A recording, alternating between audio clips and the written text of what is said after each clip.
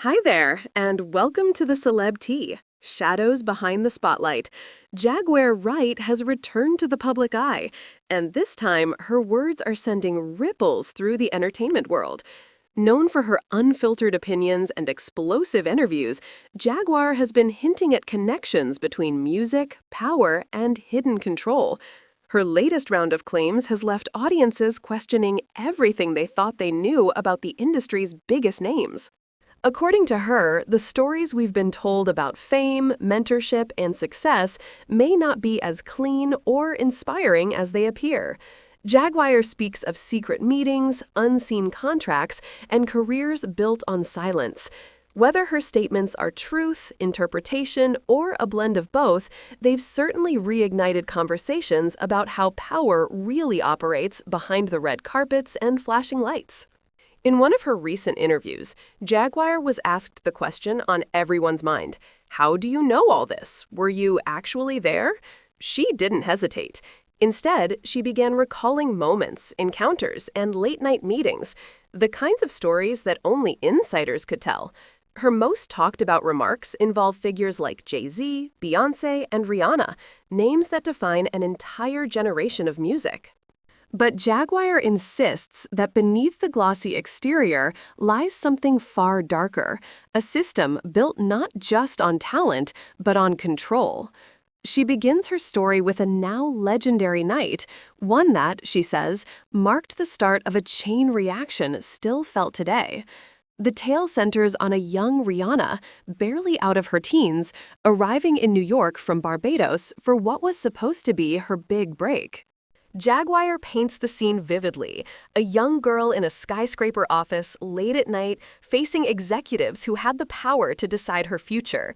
Rihanna herself once described that moment as thrilling and terrifying, an audition that changed her life forever. But Jaguar's interpretation casts it in a much darker light. She claims that what the world saw as a dream come true might have been the start of something more complex, a moment where excitement, fear, and pressure collided. In old interviews, Rihanna has said that Jay-Z told her, "We don't sign songs here, we sign artists." A line that sounded motivational at the time now takes on a new meaning in Jaguar's retelling. She points to the story of Rihanna being asked to stay in the building until she signed her contract, an anecdote Jay-Z himself once shared with a laugh. For most listeners, it was an example of persistence. For Jaguar, it was something else entirely, a symbol of power imbalance in an industry where young talent often faces impossible pressure. She calls this the blueprint, a pattern that she claims has been repeated for decades. According to Jaguar, this system doesn't just create stars, it creates silence. She argues that those who rise to the top often do so because they learn the rules early and understand that speaking out can cost everything. Rihanna's story, as Jaguar tells it, is just one chapter in a larger web of influence. She connects it to other artists, from Aaliyah to Beyonce, suggesting that behind every glittering success lies a carefully controlled narrative. She points out how public stories are shaped: the sweet island girl, the strong survivor, and the devoted protege. Each image sells millions of records, but each, she claims, may hide untold truths. Jaguar doesn't stop there. She extends her theory to the industry's most powerful couple, Jay-Z and Beyonce, describing them as the empire builders. She alleges that fame and protection come at a price, one that includes loyalty, silence, and complicity. She even suggests that some incidents that seemed random or personal might actually fit a broader pattern of control within the business.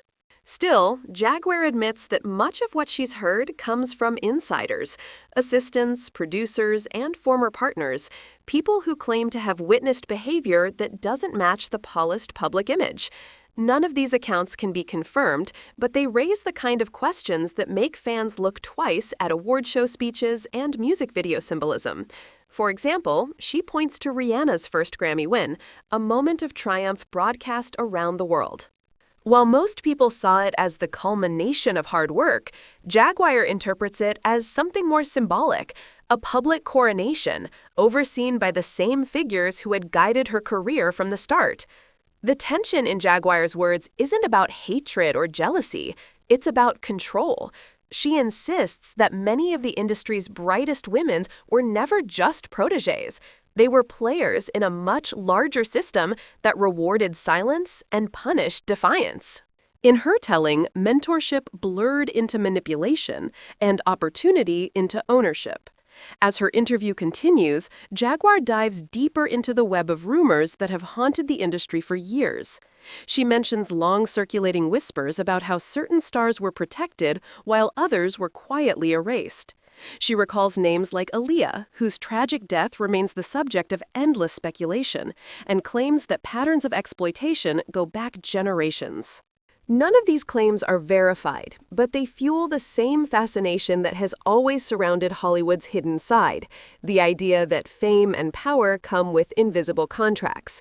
Then there's Beyonce, a figure of empowerment and independence, yet in Jaguar's narrative, someone who may have learned to navigate the same system rather than challenge it. Jaguar refers to her as the silent witness, the woman who chose preservation over confrontation.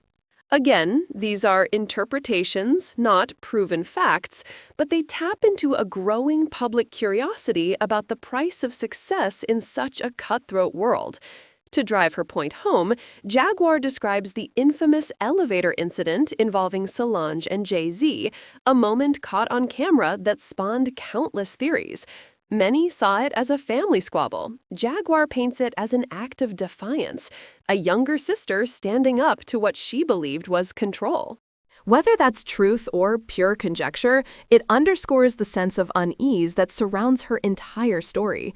At the heart of it all lies Jaguar's central question: how much of what we see in the entertainment world is real, and how much is carefully designed illusion? She says that power in music isn't only about talent or influence, it's about who controls the narrative. Those who comply become icons. Those who resist disappear. As Jaguar Wright's words echo across social media, they ignite a familiar debate. Where does truth end and theory begin? Her stories blurred a line between revelation and rumor, yet they resonate because they speak to something audiences already sense, that fame often comes with an unseen cost. Jaguar argues that the industry's silence isn't accidental. She calls it a culture of fear, where careers are built not only through talent, but through obedience. Those who question the system, she claims, are slowly erased, not always publicly, but quietly, through lost deals, vanished invites, and faded spotlights. It's a chilling thought, one that transforms ordinary celebrity gossip into something more sinister. She recounts whispers of secret contracts, shadowy executives, and artists pressured to conform.